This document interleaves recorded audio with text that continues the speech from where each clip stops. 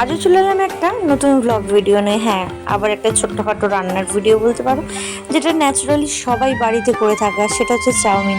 আর আজকে দেখো, আমি যখন চাউমিন বানাবো, সামনে কে বসে, যে মহারানীর জন্য আমার সব কিছু বানানো, সব কিছু তৈরি করা হয়, সেই মহারানী আমার পাশে বসে আছে। আর সেটা হচ্ছে তোমাদের সবার প্রিয় পাকাপুরি সোনামা।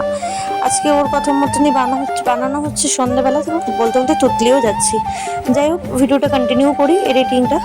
তো যাই হোক, এখন হচ্ছে সোনামার জন্য বানাবো চাউমিন, যেটা ওর খুব পছন্দের। ওর যত রকম, ওই আগের একটা ভিডিওতে বলেছিলাম না, যত রকম ফাস্ট ফুড আছে ওর সবই পছন্দ। আর ওকে মানে চাউমিনটা বানিয়ে দিচ্ছি, ওকে বলেছি আমি কি পাবো, বলছে হাম্পু, বলে আমাকে একটা জোরে হামি দিয়ে দিল।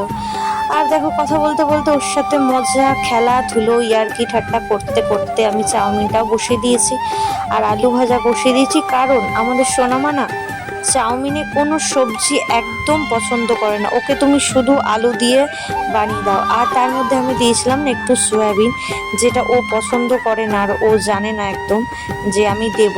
তো আমি আন্দাজে ওকে না জিজ্ঞেস করে, না বলে আমি চাউমিনে মানে সয়াবিনটা দিয়েছি। ও যদি বা সামনে বসেছিল তখন ওকে বলেছি, কিন্তু আগে ওকে বলিনি।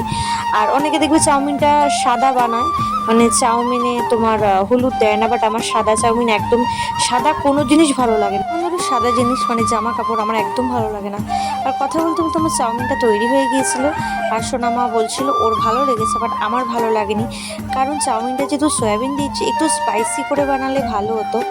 আর সেহেতু সোনামার জন্য ভালো না হবে না স্পাইসি খাওয়াটা, তাই জন্য বানায়নি।